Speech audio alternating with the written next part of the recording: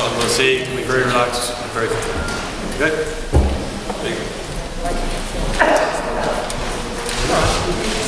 How are you doing, folks? Just to introduce myself, my name is Maya. I've been working with this group of people, some for up to 10, 12 years, others maybe as recently as a year or whatever. We all come from different kinds of schools of magic or different trainings and different paths, I suppose, within magic. So the idea would be that rather than coming in and talk about Wiccan or magic in that way, that we would talk about as a coven and as a group how we work. Is that okay? We want to try and keep it as informal as possible, because there's a lot of experience here from somebody who would be eclectic and fairly new to it, to lots of people who've been around maybe 40 years or so. Is that all right? Maybe from stand and I start. I initially started off working Alexandrian magic. I was traditionally initiated up in Feckin, in a group up in Feckin, and then for my first and second, and then final degree from somebody from that coven. Worked as a coven for a short while, didn't kind of work for me, and with my partner started up another coven. We were working together quite successfully for maybe 6-7 years. Again, kind of things changed for us, and he went his way, I went my way, and I started doing a lot of solo work or met with different people and worked on kind of one-to-one.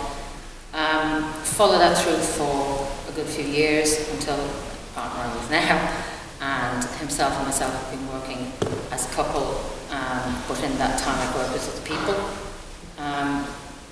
And we're, as I said, we're kind of an established group. We're based up north of the country. There's about 9 of us that meet. Again, quite informally.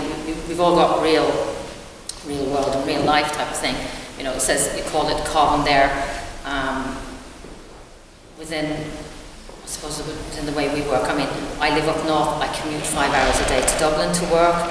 I go home. I have a 4-year-old to deal with. I have to feed her, play with her, clean the living room, all those bits and pieces before you can even start rituals. So you have to be very practical about the kind of stuff that you do. And because I am out of the way, because we're not based in Dublin, it's a bit of a journey for people. So sometimes we could have a full group, sometimes we may only have 4 or 5. And that's okay, because, you know, people have real lives and real things to get on with, and that's the way we look at it. We would not be what some people call a traditional training coven. We don't have people in and train them in a traditional sense around witchcraft or magic or whatever. Most people who work with us would have a minimum, I'd say, of maybe 10 years experience, that they've worked through covens, have come through different schools of magical training or spirituality, and have found that they're happy enough working the way we do. So that's basically where I'm from. I'll let the others kind of have a chat. Now, I had some kind of Photoshop type of images and everything ready. Sadly, I didn't have a projector, so I thought I would kind of give you all images to stun you. But first of all, to start off with introductions, my name is Wine de Bardoon, and I run a holistic store on Angel Street called Dervish. And my introduction to magic was actually at birth. I'm from the Romanesque line of the Sintis. My mother's actually kind of a Roman gypsy, and I was born in Romania. And although it kind of conjures up very kind of the stereotypical ideas of what actually kind of the act of magic is, or the association of it, it's for kind of my early experiences very much folk magic and projections, kind of cleansings and blessings, but it was very much an integral part of my life. It still remains so. One of the first things I wanted to do is kind of, I suppose, to give your own sense of what actually magic is and what actually the sense of witchcraft is. I got 4 quotes. So the first is, what is magic? Is the science art of causing change to occur in conformity with will. That was by Aleister Crowley. Then we have Diane Fortune's quote of magic is the art of changing consciousness at will. Then we have the Maleficarum, which is the witch's hammer, which runs in the 14th century. Was witches, they do consort with the night and will intent upon man. The last quote is actually from the Oxford Dictionary. It goes, the power to apparently influence events by using mysterious forces. And one of the common trends here between all those kind of quotes is the idea of will and intent. So in a sense, kind of magic is really the art of will and projective intent, rather than kind of the mysteries of what we all generate around it at the core level. That is what it seems to be for people. There will always be kind of personal perspectives, kind of traditionals and kind of different lineages, but as a heart that seems to be as well as the reverence of nature. Looking at, Peter, I had slides already just to, I think what a lot of us actually see is the popular cultural manifestations. We see the mysterious and the unknown and those that live on the cusp. There's a lot of fear and kind of, we ask people, when you first hear the word witch, what do you expect? You know, the images that the word witch conjures up for most people is kind of, I do have a long nose, but apart from that, I thankfully don't have warts and I'm not green. But there is also a kind of lingering, especially for people with kind of very malicious intents, kind of curses and hexes and standing over kind of cauldrons bubbling, which I'm sure happens for some people, but the vast majority of people who actually practice their craft, that's actually part of reality. One of my favourite quotes I think actually for me has always been very important, is that religion is what you believe, superstition is what other people believe. I think that's actually a core of actually what witchcraft is all about, is the people that have a sense of going, it's superstition, it's something kind of the father of our society is lingering the old customs, rather than going that when properly with our sense of honesty with ourselves once engaged, it can be something very powerful and very beautiful and can truly stir the soul. For myself though, kind of witchcraft and magic is the art of personal reclaiming. Here we go. I suppose what we want to kind of show is, because we're from actually different paths. Like Maya here would be kind of, you'd be initiated Wiccan, kind of head witch, very eclectic, and I'm from the kind of the syntonistic kind of line. Is that we kind of want to break down what would the common pillars of magic be for most people. Like every coven and every gathering is all very different within kind of what you bring and what your personal perspectives are. And for a lot of people, a traditional coven will have 13 members. I don't know about the average kind of group, but to actually get 13 people together at the same time is quite an achievement. Then to actually get them to have the same purpose and desires is amazing. That itself is a magical act. And kind of within pillars we have the kind of it's not exclusive, but it's a commonality to most forms of magic. We have initiation, which is both direct and passive. It's kind of a passing out of knowledge. One of my understandings, kind of when I was very young, is that we have the idea of how old a tradition is. Every single generation, every individual actually reinterprets their religious beliefs and religion.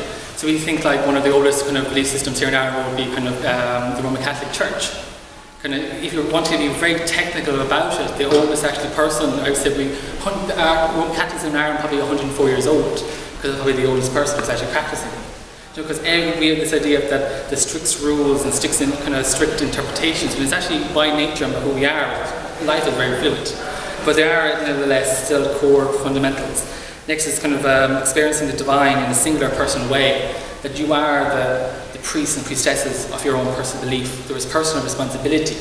There is a sense of connection. There is no medium by yourself. There's people to guide and people to enhance, but at the end of the day, our spiritual and, I suppose, personal development rests with ourselves. And that's one of the core fundamentals of most magical paths, rather than handing over power or claiming it for yourself.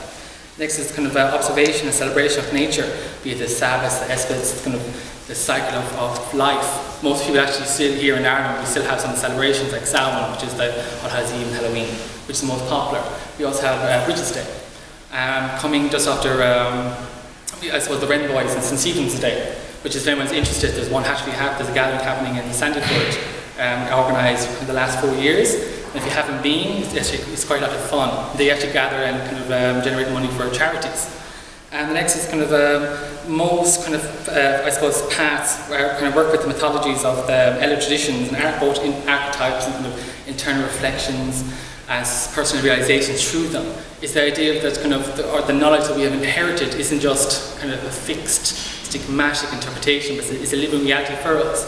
The reason why they were generated may be due to a lot of cultural influences, but we're still human, we can still learn a lot from them. And a lot of magical paths still use those as psychotypes and I suppose the keys to the self. Have I lost anyone? Yeah? Silence might be a good thing. I suppose kind of another kind of path I was saying would be kind of reconstructive of elder practice and folk traditions, which is an ongoing basis for most people. Especially this year we have the gathering, and how often do you see the leprechauns? You know, and the idea of like we want to reclaim and we embrace of where we're from. there's also a lot of wisdom and kind of understanding in what we call superstition and folk traditions. We may have lost why they were there in originality, but there's still a lot of blessing and power in them. And for a lot of people to use the title of witch isn't just a practitioner of magic, but it's someone who kind of seeks true personal knowledge as well as knowledge of the world. And kind of I suppose, the sense of the key to magic. You know, the greatest secret, I suppose, the greatest secret of magic is you. That's the real secret. It's the understanding the self. It's coming to terms with your own mysteries. It's understanding, kind of connecting with your own spirit. That's the real mystery. We have all these ideas, you can give them big, great and kind of diverse psychotypes and projections and lineages, but at the end of the day, everyone here, you are the key to real magic. We like the idea of making it very mysterious and deep and dark and distant, but it's actually something that lives with us.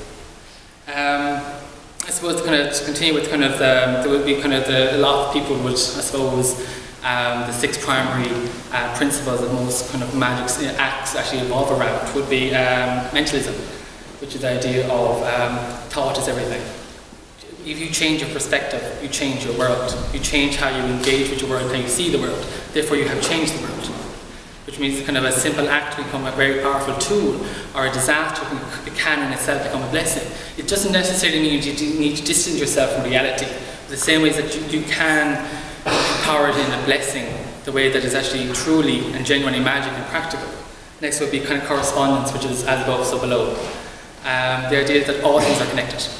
On a fundamental level, all things are connected, and kind of, to a degree, can be very simple. I suppose synthetic magic is that to affect something that has a deep correspondence, we can send an echo of change, which I think most people can consciously be aware of. Not just in the sense of kind of I suppose most people draw their ideas to the puppets, you know, like a stick and needle, but the fact that it's actually kind of in all aspects of life. If once we understand that something is connected and we engage with what we find to the highest correspondence, we're actually engaging both in that within ourselves as well as the outer world. Next we have vibration and polarity. All things move, and all things are in one way or sense are genderized. So there is the one, but not kind of the monad of the self. But in order to engage with it, we need to divide and segregate, which is what humans do. But the same way is the idea that at the end all things are one, and that coming to that realization is an act of magic, and understand that once we're engaging with the one, that what affects me is affecting you. That we are, even here at the moment, which sounds very kind of dry, we're engaging in a magical act. People are focusing intentions, even a gathering of minds. The idea that magic isn't just the mysterious self, it's almost the mundane blessings. If there's such a thing as a mundane. And that would be kind of rhythm and cause and effect, which again is the sense of all things have reaction, all things have action. So magic itself is really the act of projective intent that manifests. So once we understand the rules of rhythm, connection and correspondence and polarity, our intentions become a magical act. Like I suppose what we're thinking as well, that someone actually asked us earlier, was like kind of what is the structure, or actually how does the ritual work? You know, how it actually works. And before I kind of hand it over to the very spoken kind of Laura, is that basically we have the grounding and purification, we have the casting and searching, which was more or less an election of a sacred space. We have the invocation of the elements and kind of the powers, and we're both aspected within ourselves as well as the outer world. Then we have kind of invoking of deity and the kind of, it cannot always necessarily be magical workings, which in itself, kind of creation of a circle and kind of blessings of people is a magical working. Then we have the sharing of food, celebration of life. Then we have the kind of the grounding and kind of the dispersing and kind of the invoking of the space.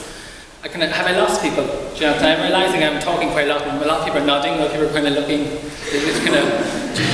but kind of the main thing I suppose is that, because I know this is a very, very diverse subject, and people have kind of not overly kind of, I suppose, popular or very well known aspects, but it's always very personal. And kind of the main key is that it's engaging with yourself. Like magic isn't just what the people do or what the idea of this is a witch or this is a coven, a gathering. Magic is life, and it's actually tapping into a true sense of spirit and source and turning something, any act into something with true purpose. That's magic. And I know later we'll probably have more kind of review when we actually go into questions and answers. But at the moment that I hope you kind of followed me and that at least gives some light to the topic. I'm going to hand it over now before I leave to the stage. I'll just.